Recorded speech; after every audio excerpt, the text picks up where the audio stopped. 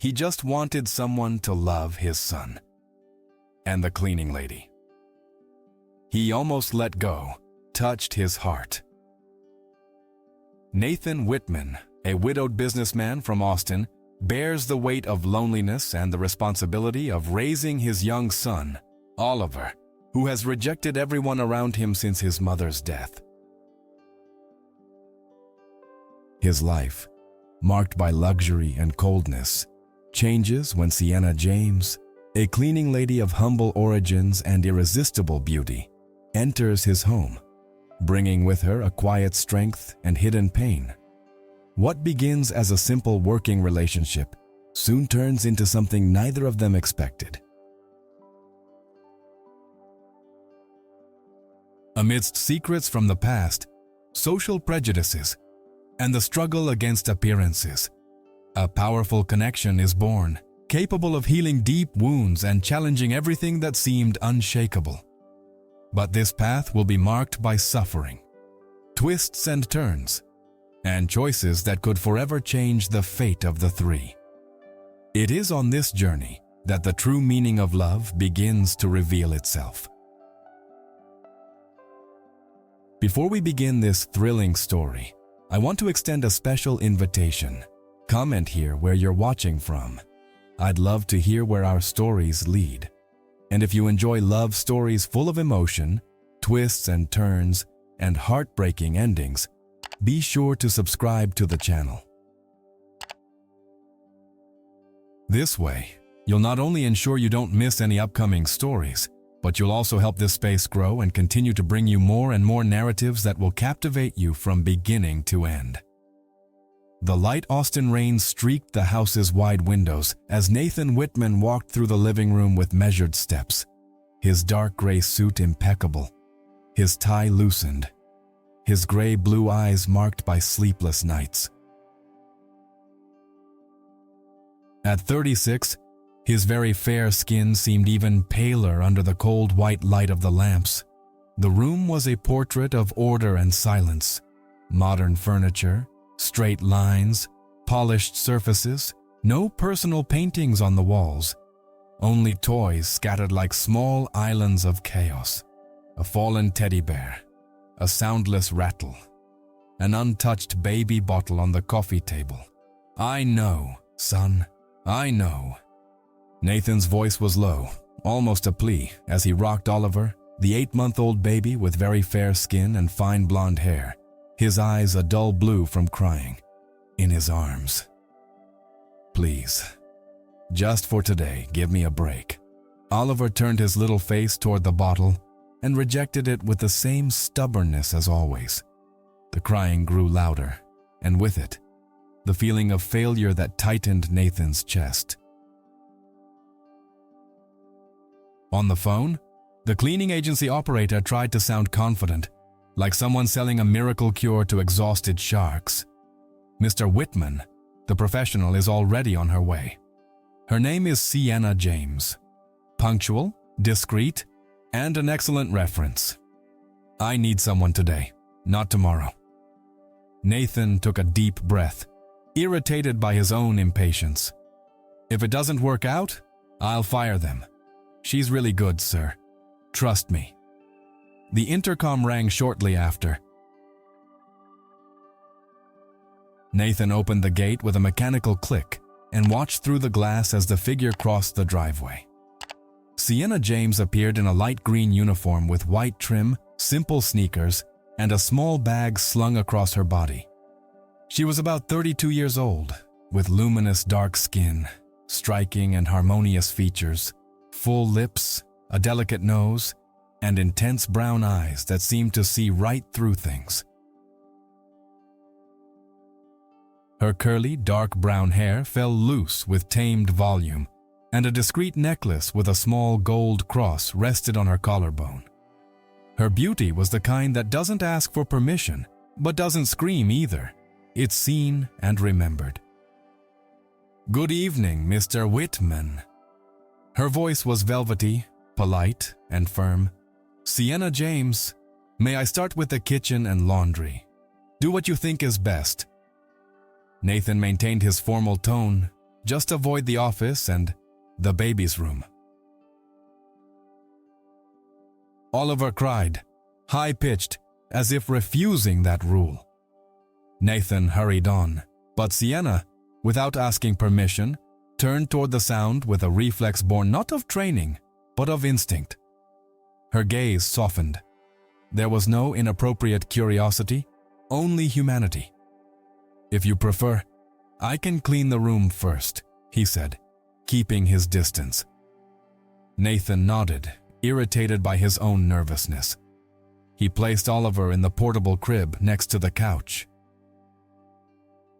The baby arched his back, flushed, his fists clenched, the cry coming from deep within.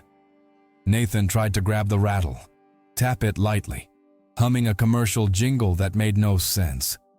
"You need calm, Oliver." Calm. He himself had no calm. Sienna began to gather the toys with measured gestures, organizing them in a straw basket. She didn't look directly at Nathan or the baby. She simply adopted a rhythm that seemed to drown out the noise of the world. A damp cloth on the surfaces, circular movements, regular breathing, no rush. The scent of citrus cleaner replaced the aroma of cold coffee and anxiety.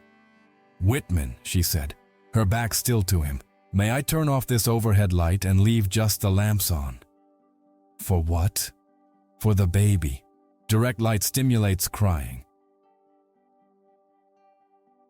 Nathan hesitated, as if protecting his territory, then reached for the light switch. The room lost its clinical glow and took on the tone of a rainy afternoon. Oliver paused in his tears for a tiny moment, as if the world had loosened a knot. Sienna continued, "If you'll allow me, I can wash my hands and stay. On this side of the room, just to organize the toys near the crib. Sometimes the sound of familiar things is soothing. Stay wherever you want." He tried to sound nonchalant, but exhaustion betrayed his voice.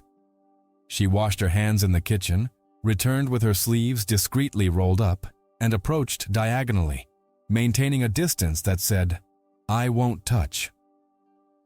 On the table, she picked up the stuffed bear, squeezed it so it made a muffled, rhythmic sound, and placed it a few inches from the crib, out of the baby's field of vision.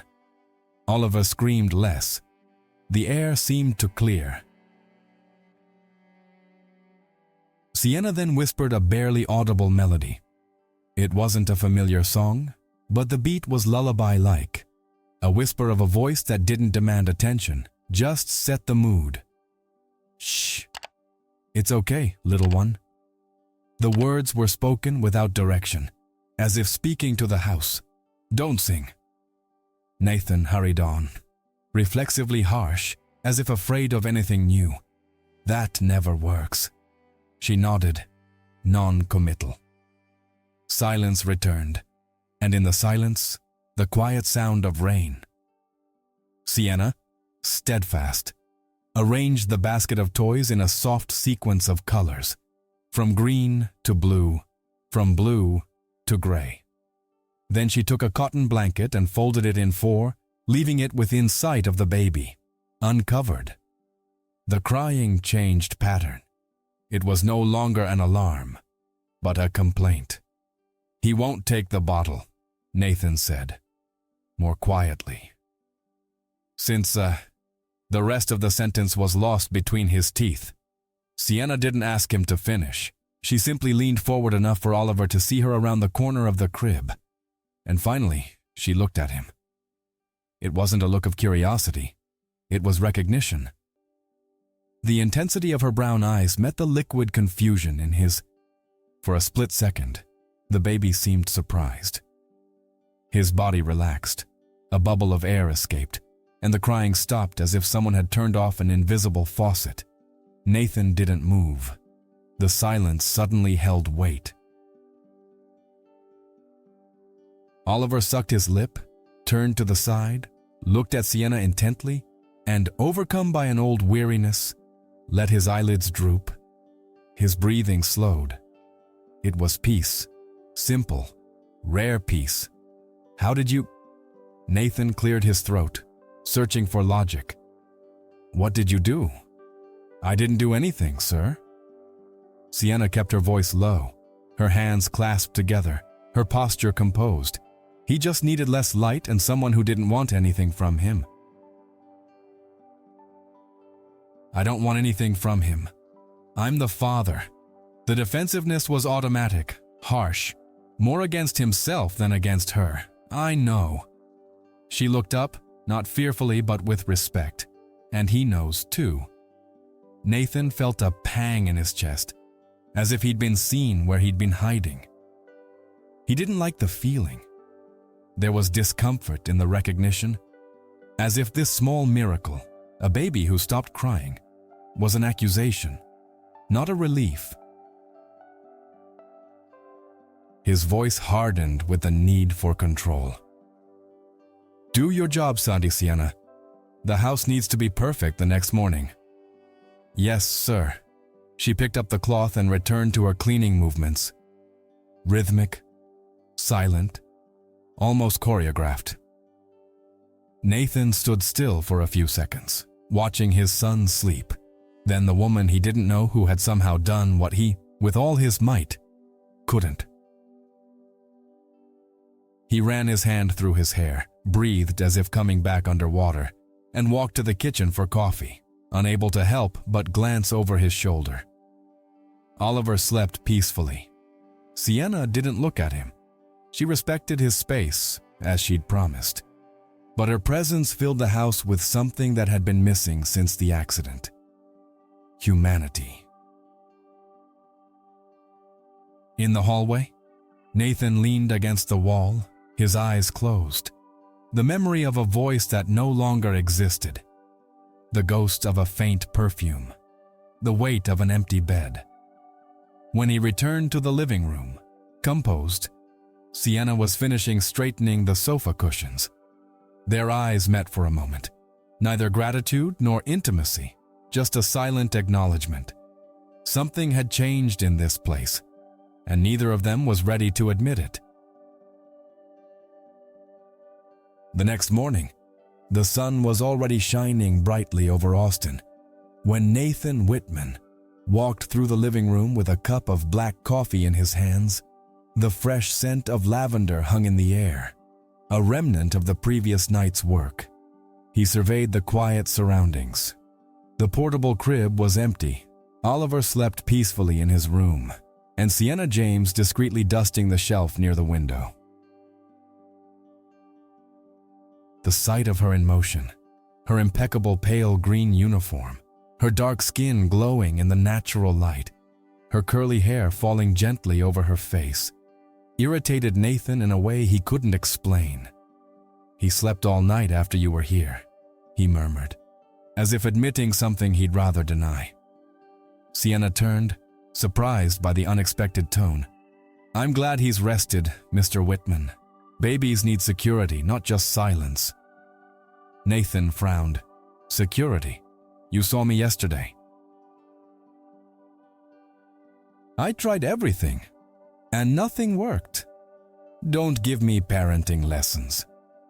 She simply lowered her head, returning to her work with dignity. There was no insolence in her gesture, just a care not to prolong a conflict. This, to Nathan, sounded like strategy. He thought of her necklace, the way Oliver stopped crying, the serenity that seemed to emerge from nowhere. It couldn't be natural. Something bothered him, the fact that a stranger had reached his son's heart in such a short time. Late in the morning, as Sienna was getting ready to end her shift, Nathan called her name. His voice was cold, his posture rigid. Sienna, I think we should stop here. I won't be needing your services any longer. She stood still for a few seconds, absorbing his words. Her intense brown eyes met his. There was no anger, only a shadow of suppressed sadness. I understand, Mr. Whitman. If that is your decision, I respect it. She picked up the cloth, adjusted her simple bag on her shoulder, and walked to the door. Nathan kept his face straight, but inside, unease stirred. Oliver was asleep in the room, but he seemed to sense the movement. Minutes later, the baby's cry echoed down the hallway, sharp and desperate. Nathan ran into the room. Oliver was standing in the crib, his little arms outstretched toward the door, tears streaming down his delicate face. The baby didn't want his father right now. He wanted Sienna. "No, it can't be," Nathan whispered, trying to pick up his son. But the little one arched and struggled, refusing comfort. With each passing second, his crying grew more distressed. Sienna, her hand already on the doorknob, heard the sound and hesitated. Instinct took over. She ran back to the room. When she opened the door, she saw Oliver lose his balance on the crib railing and fall forward. The impact was slight, but enough to elicit a painful cry. "Oh my God, and Oliver!" Sienna bolted across the room, scooped the baby up in her arms, and cradled him against her chest. With impressive calm, she began to rock him gently, whispering, "It's okay, little one. Shh, I'm here." The baby's body, previously rigid, yielded to the warmth.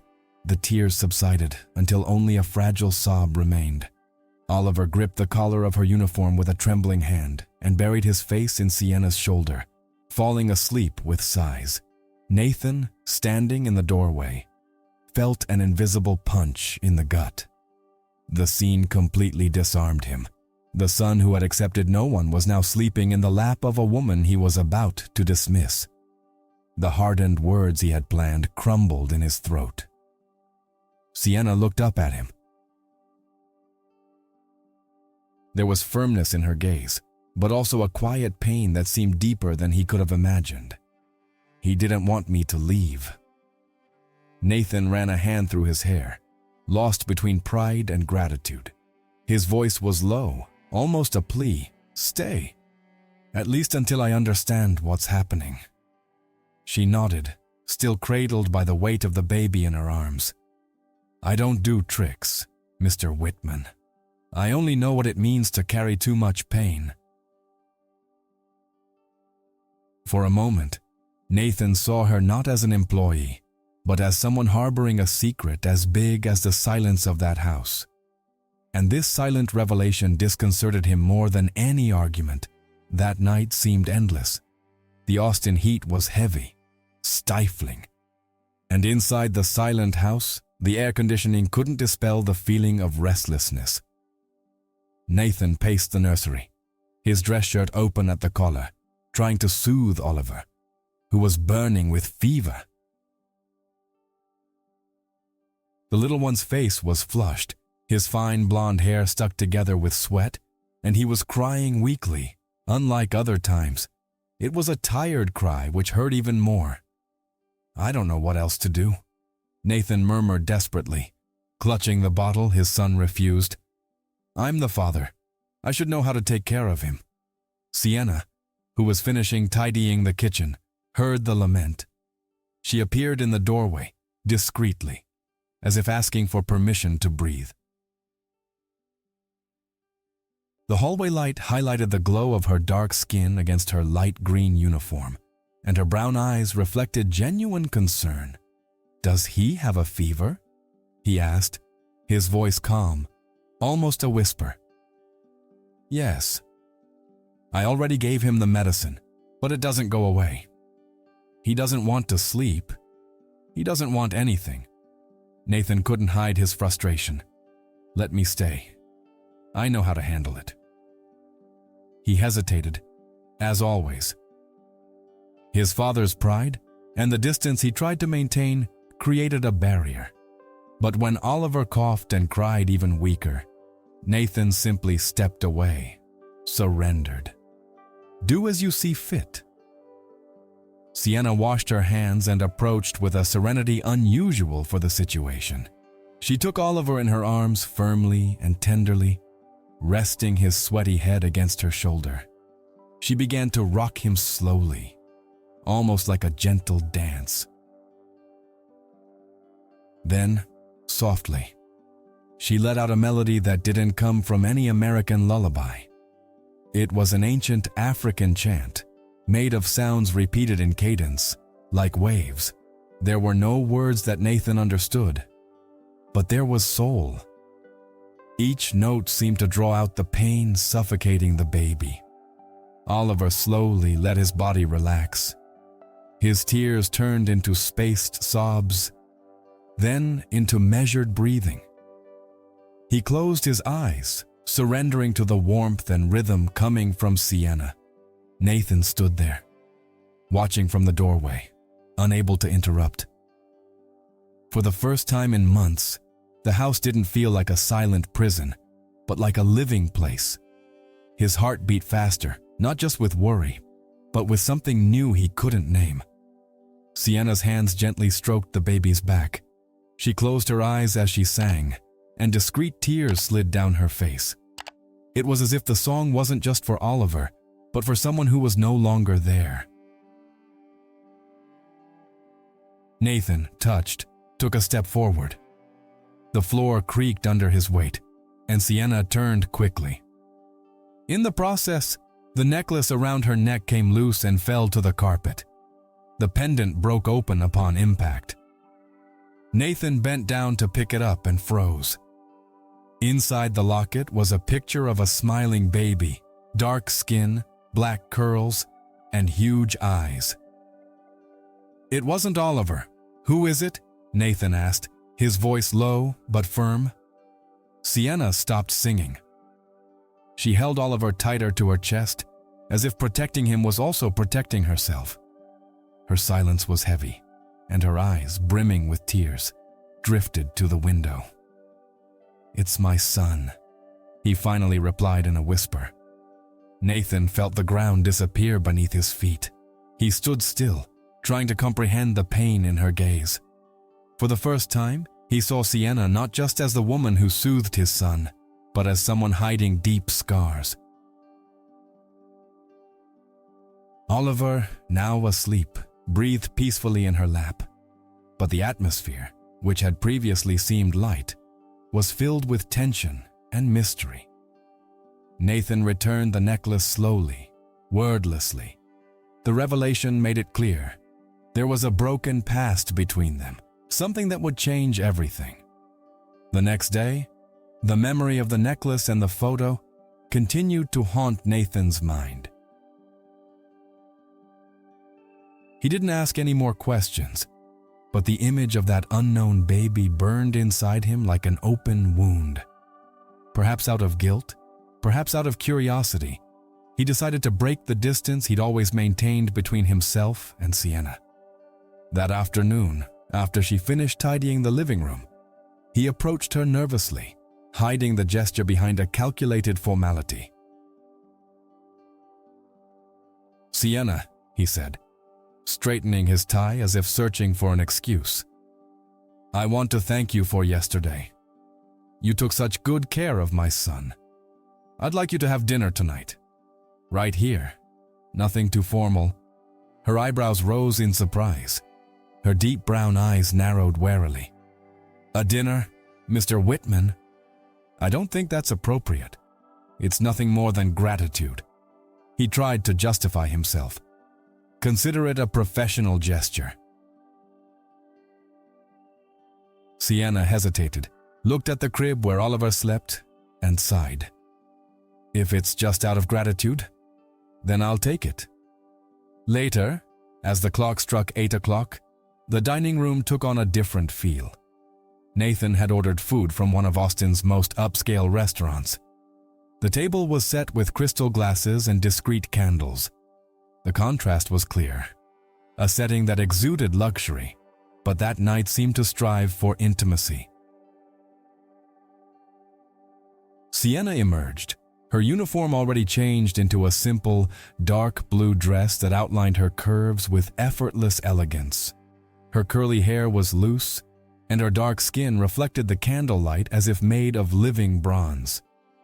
Nathan was speechless for a moment, a lump in his throat tightening. "I didn't expect you to get ready," he said, almost without thinking. "It's dinner," she replied with a shy smile. Even if it's just gratitude, they sat across from each other.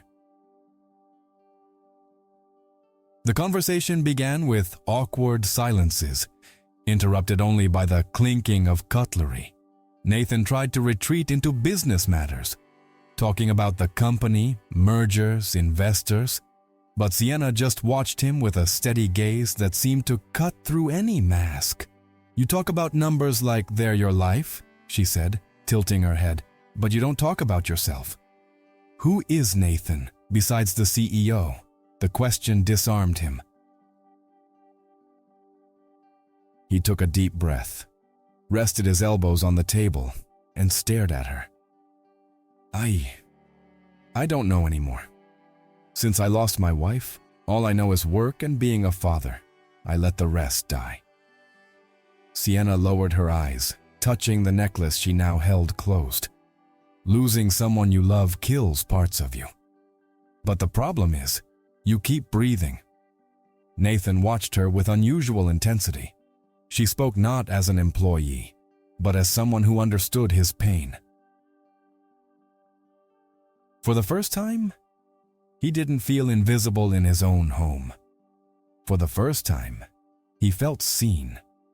The stiffness of the night was broken when Sienna laughed at a poorly told story about Nathan's failed attempts to cook for Oliver. Her laugh was light, sincere, and infectious. He couldn't remember the last time someone had laughed at something he'd said without obligation. The sound warmed the room more than the candles could have. Nathan reached across the table, almost without realizing it. His fingers approached hers. Sienna, surprised, didn't pull away immediately. Their eyes met, and the world seemed to go silent around them. He leaned in slowly, as if afraid to break a spell, his lips inches from hers. For a moment, Sienna closed her eyes, but then she drew back, pushing her chair back sharply. "I can't afford that." Nathan froze, his heart racing. "Why? What's wrong?" She took a deep breath, controlling the emotions that threatened to overflow. "Because if I let myself, I'll lose myself, and I've already lost too much." Without another word, she stood and gathered her things. Nathan remained seated, motionless, feeling the emptiness growing. The evening that was supposed to be a dinner of gratitude had turned into an abyss filled with questions. He no longer saw her as just the cleaning lady who cared for his son. Now he saw her as a woman who hid a past capable of shaking any walls he tried to build. The days following dinner were marked by a silent tension. Nathan continued with his work routine and the baby, but the image of Sienna recoiling at the moment of their near kiss haunted him like an open wound. She continued to carry out her work with the same dignity as always, firm but distant, and each withheld smile seemed a reminder that there was something about her he didn't recognize. One afternoon, during a meeting with investors, Nathan received an unexpected visit from Margaret, one of the private nurses he had still kept in touch with since his wife's death. As they discussed recommendations for Oliver, she looked at him seriously. "That name." "Sienna James," he said, almost confidentially. "I knew her. She was a nurse before she worked as a cleaner." Nathan's eyes widened in surprise. "Nurse? But she never mentioned that." Margaret sighed sadly. 2 years ago, she lost a child. It was a case of gross medical negligence. After that, she couldn't return to the hospital. She disappeared from the system. Many said she gave up on everything. Nathan's heart raced. The photo on the necklace made sense now. And the sad song, the broken gaze. the silences. This wasn't just mystery. It was pain, a pain as deep as his own. When he returned home that night, he found Sienna in the living room, gently folding Oliver's clothes. The baby slept peacefully in his portable crib. The sight should have been comforting, but Nathan felt a mixture of gratitude and anger. "Why didn't you tell me?" His voice sounded too hard, almost cold. Sienna looked up slowly, surprised by his tone. "Tell me what? That you were a nurse, that you lost a child, that this necklace isn't just any memory." Nathan took a step forward, breathing heavily. "You let me think it was just a coincidence, but it's not." Sienna swallowed, her hands trembling over the children's clothes. "It wasn't your life that was at stake, it was mine. And my pain isn't a debt to be paid in confession. I needed to know. You're in my house, with my son." That's when she exploded. She dropped her clothes on the couch and raised her voice, tears glistening in her eyes. "You think I want to love your son? I tried not to. I fought it every day. But he chose me. Oliver looks at me like he sees my lost son. And I don't know how to resist that." The confession fell like a blow. Nathan stood still, feeling each word tear a hole in his chest. Because deep down, he understood. He hadn't chosen to cling, hadn't chosen to suffer, but life had ripped the woman he loved from his hands. Sienna turned away, covering her face with her hands. Her tears were raw, undisguised. "I didn't want to be here feeling all this again. I didn't want to remember what I lost, but every time that boy calls to me with his eyes, I relive it and bleed inside." Nathan, broken, took a few steps toward her, but stopped before touching her. For the first time, there were no walls between them. He no longer saw the cleaner who cleaned his house, but a broken mother, as hurt as he was. And that revelation united them more than any attraction could have. Silence filled the room, broken only by their heavy breathing. Oliver slept peacefully, oblivious to the swirling emotions around him. Nathan lowered his eyes, unable to bear the weight of what he'd heard. "You're not alone in this," he said finally, in a low, almost broken tone. Sienna looked up, her eyes moist, her expression somewhere between anger and pain. "But I feel alone, and maybe that's for the best." The phrase hung in the air like a sentence, leaving Nathan speechless. He realized the woman before him bore an abyss he had never imagined, and yet it was the same abyss he himself had been living in since the loss of his wife. That night, after Sienna's painful revelation, the house seemed to breathe differently. Nathan couldn't sleep. He walked silently through the hallways until he stopped at the bedroom door, where she was settling Oliver into an armchair. The scene was almost unbearably tender. Sienna cradled the baby against her chest, her dark skin illuminated by the dim light of the lamp, her simple dress stained with tears that hadn't yet dried. Nathan approached slowly, his heart racing. There was no longer any distance between boss and employee, just two broken souls sharing the same pain. "You didn't have to stay up all night," he said quietly. Sienna looked up, her eyes tired but steady. "I can't sleep when he needs me." Nathan knelt before her, almost unaware of the gesture. He watched Oliver touch Sienna's face with his delicate little hand. Then, in a confused babble, the baby blurted out the word that made the world stop. "Mommy." The air left Nathan's chest. Sienna froze, tears welling up in her eyes. No, Oliver. I'm not your mother. she whispered, trying to contain the rising despair. But the baby, oblivious to the pain hidden in that refusal, repeated softly, "Mommy." Nathan ran his hands over his face. Shaken, he chose you. No matter what I say, he sees you as something I can't replace. Sienna shook her head, her gaze lost. This can't happen. It's not right, Nathan. He touched her hand gently, as if afraid to push it away. Nothing about what I feel is right.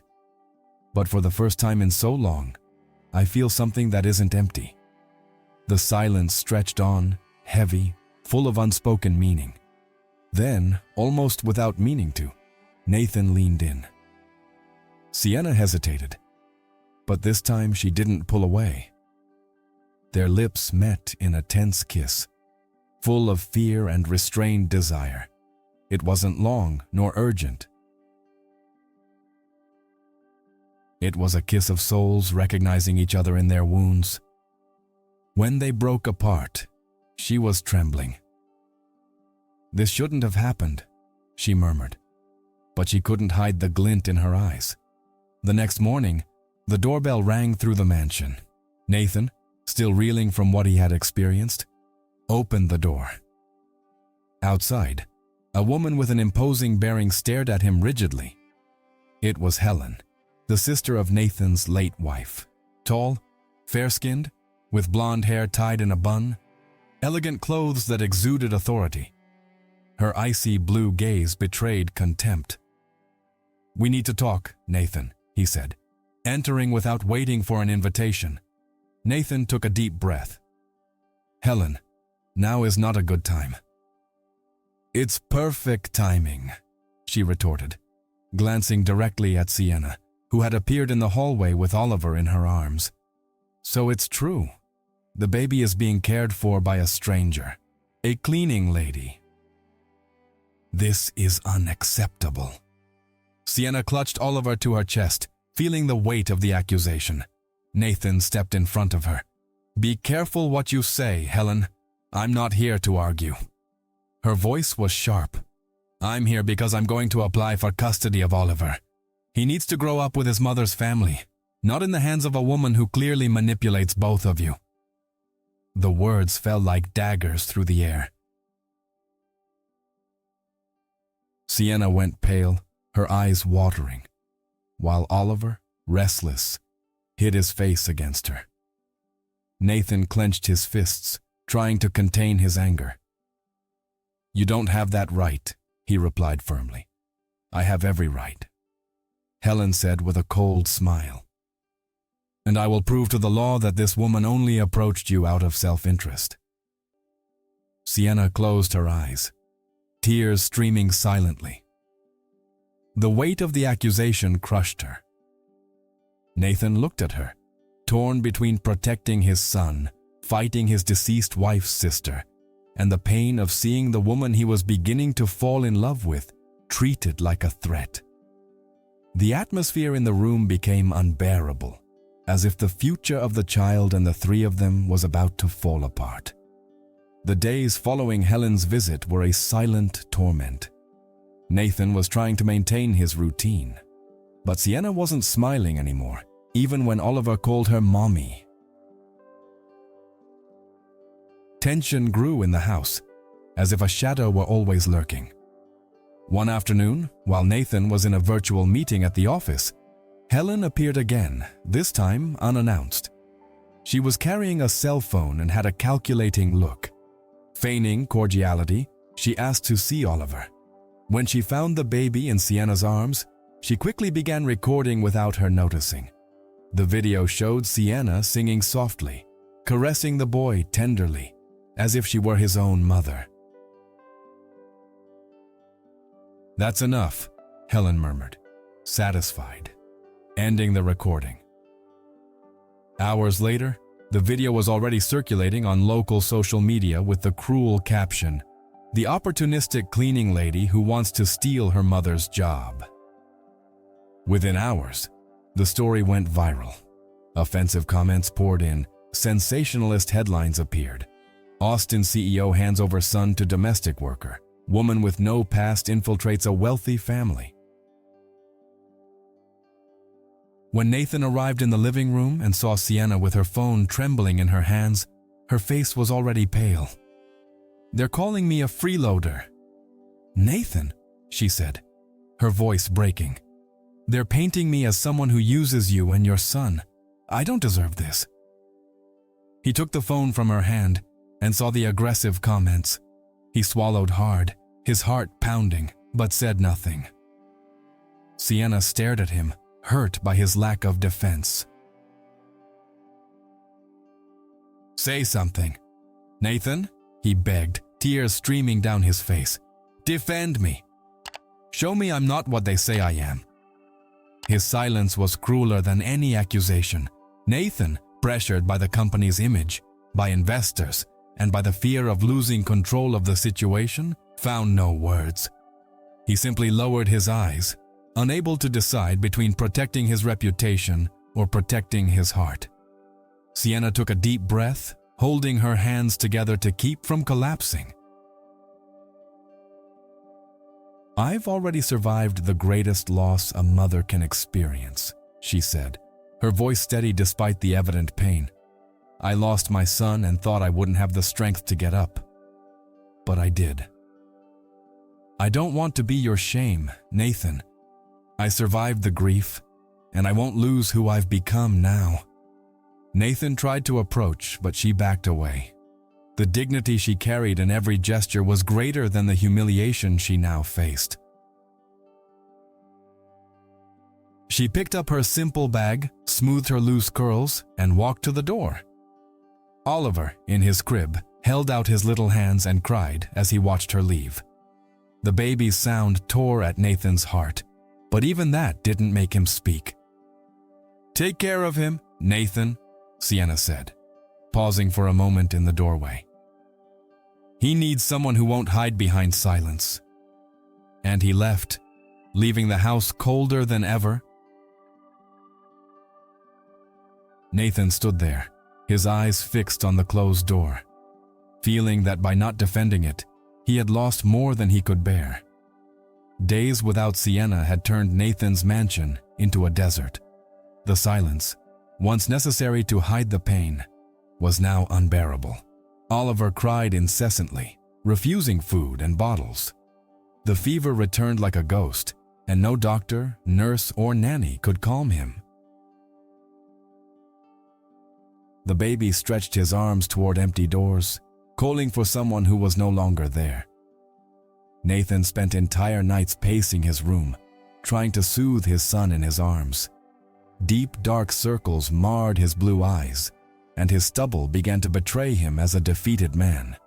In meetings, he refused interviews, turned off his cell phones, and ignored his partners. The media knocked on his door.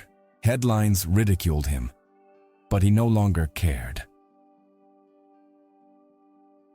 "Whitman, we need a public statement," his aide pleaded one tense morning, showing newspapers. "Silence only fuels speculation." Nathan gave a blank look, stroking Oliver's feverish forehead. "I won't say anything. Not until I bring back the only person who lets this boy breathe in peace." That same day, he made the decision. He left his luxury car and asked the driver to stop in a humble neighborhood on the outskirts of Austin. The streets were narrow, with simple brick houses, children playing on the sidewalk, and women carrying grocery bags. The contrast with his life as a CEO was stark, but Nathan didn't look away. Discreetly inquiring, he found a small community association. There, in a room painted faded colors, single mothers gathered on plastic chairs, laughing and sharing experiences. In the center, with a firm posture and a welcoming look, stood Sienna.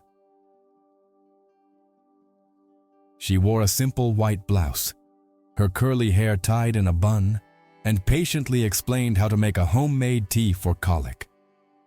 Oliver wasn't with her, but her every gesture conveyed the same care he knew. Nathan stood in the doorway, unable to enter. His heart was racing. Seeing Sienna there, transforming her pain into strength for other women, made him realize everything he'd lost. Tears fell silently, blurring the businessman's mask he'd always worn. As the meeting ended and the mothers began to file out, Sienna saw him from afar. Her eyes widened, but she didn't move. The distance between them seemed infinite. Nathan then bowed before her. For the first time, not as a CEO, but as a broken, vulnerable man. "I'm not afraid of what they'll say," he said, his voice trembling, looking directly at her. "I'm just afraid of losing you." Sienna took a deep breath, her chest rising and falling rapidly. His words echoed in the small, empty room, heavy as a confession and light as a plea for salvation. She clutched the antique necklace to her chest, silent tears streaming down her face. The silence between them was full of meaning, and the future seemed suspended in that moment. Nathan held out his hand, expecting a gesture from her. But Sienna remained motionless, torn between her heart and fear. The atmosphere was suspended, as if time had stopped, leaving only the uncertainty of what would come next. The common room had emptied, leaving only Nathan and Sienna face to face, locked in a silence that seemed to scream. Nathan, still hunched over, his eyes brimming with tears, waited for a signal. Sienna, her necklace clutched to her chest, finally took a step toward him. "I don't know if I can trust you again," he said, his voice low but firm. Nathan looked up, breathing heavily. "Then don't trust my words. Trust what I'm going to do from now on. I won't hide behind the CEO image anymore. I'll show everyone who you really are, and I won't rest until you believe it." Her eyes filled with tears, but there was a new glow there, a glow of hope she tried to stifle. Days later, the news stunned the city. At a packed press conference, with cameras and flashbulbs trained on him, Nathan Whitman appeared not alone, but alongside Sienna. He wore an impeccable suit, but his posture wasn't that of a businessman, but rather of a determined man. Oliver is in her lap, sucked on a colorful toy, calm, as if it were the safest place in the world. "In recent days," Nathan said before the microphones, "I have been accused of placing my son in the hands of the wrong person. Today, before you, I say the opposite. I entrusted my son to the only person who was able to restore peace to the home that my wife's death had destroyed." A buzz spread among the journalists. Some were frantically taking notes, others recording every word.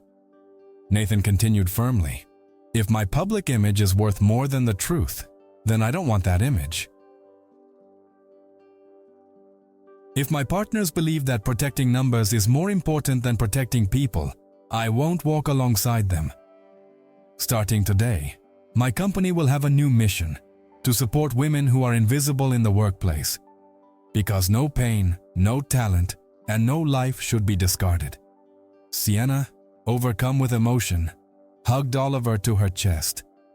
The baby, as if understanding the weight of the moment, raised his arms toward her and murmured clearly, "Mommy." The cameras captured the moment. Nathan smiled, tears welling in his eyes, and held Sienna's hand in front of everyone. There was no more shame, no more silence. Their once cold home was beginning to fill with life again. That night, now away from the cameras, the house breathed differently. In the living room, toys were scattered. In the kitchen, the smell of simple food. Oliver slept peacefully in his crib, and Nathan, sitting on the couch next to Sienna, looked at her with an honesty he'd never shown anyone. "I loved my wife with all my heart," he confessed. "And I thought that after her death, I would never be able to love someone like that again. But today, Sienna, I love you. Completely. She didn't answer right away. She just closed her eyes, letting a single tear run down her cheek, and rested her head on his shoulder. They were no longer master and maid, but two people who had survived grief and, unexpectedly, found each other in the midst of their pain. The night was clear, and the main ballroom of Austin's most prestigious hotel glowed beneath crystal chandeliers. It was Nathan Whitman's fundraiser, which months before would have been focused solely on investors and figures, but now had a new purpose: to give voice and support to women who, like Sienna, had been rendered invisible. Men in ties, elegant women, cameramen, and journalists filled the space. But amidst all the luxury, the atmosphere was different. There was anticipation. Everyone wanted to hear what the CEO, the man who had been at the center of a scandal, had to say. Nathan took the stage, wearing an impeccable dark suit, but his eyes no longer held the same coldness as before. The audience fell silent as he took the microphone. He took a deep breath and let his heart guide his words. "I was once a man obsessed with image," he began, his voice firm but emotional. "I was looking for someone who would simply care for my son because I believed that was enough. But what I found was so much more than that." A few curious glances passed among the guests. Nathan continued, letting vulnerability permeate every syllable. "I found someone who taught me to feel again, who showed me that starting over is possible even when everything seems lost. She didn't just take care of my son, she took care of me, and she did all this even when I, blinded by pride, almost sent her away." A murmur rippled through the room, but before anyone could react, the side doors opened. Sienna entered, wearing a simple pale silk dress that set off her dark skin in perfect contrast against the light. Oliver was in her arms, smiling, dressed in white. Nathan stepped down from the stage and greeted her, extending his hand. She, with hesitation that turned to courage, held it tightly. Hand in hand, they walked up together. Oliver grabbed the microphone with the innocent curiosity of a child, drawing laughter from the audience. And it was in that moment that everyone understood. This was no show, but the living truth before them. The audience, made up of business people, journalists, and ordinary citizens, rose to their feet in applause. Some clapped enthusiastically, others wept quietly. It wasn't the triumph of a wealthy man, but the victory of a love born of pain and resisted injustice. Nathan held Sienna's hand high, as if proclaiming a non-negotiable truth. True love doesn't choose looks, status, or convenience. Love begins when we see beyond what everyone else sees, and decide to stay when everyone else would walk away. The words echoed through the hall like a confession and a lesson. Sienna, overcome with emotion, let the tears flow unabashedly. Oliver, in her arms, stammered, "Mommy," making everyone in the room's heart skip a beat. Nathan hugged her in front of everyone, unafraid of judgment, and in that gesture, there wasn't a CEO and his employee. There was just a new family, not perfect, but real. Soft music filled the room as the applause continued. And that was how their story found its conclusion. Not in the idealized fairy tale, but in a home rebuilt by love, courage, and truth. And so ends this intense story of pain, courage, and new beginnings. But now I want to hear from you. What did you think of this plot? Leave a rating from 1 to 10 in the comments below. If this story touched your heart, don't forget to like, share, and subscribe to the channel so you don't miss the next one.